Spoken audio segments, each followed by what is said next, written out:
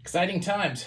This is my first pair by Rozario, and I think I was the second or third customer to order these, but they did get a little delayed, as he is a absolute slave to making sure that the quality is 100% dialed in. So extra laces, it's got those nice instructions on the leather.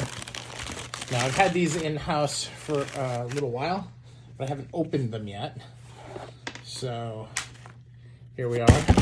This, sorry about that. This is what happens when it's a one hit, one take. And here you are. It's beautiful, Goodyear welted, very, very finely made. Look at the stitch density on that.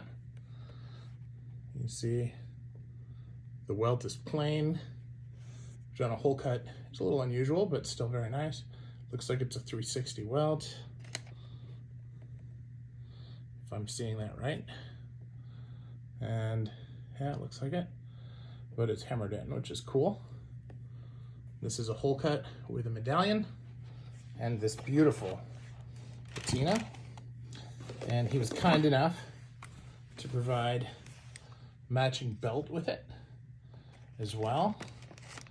So very excited to get these on the hoof and see what they feel like.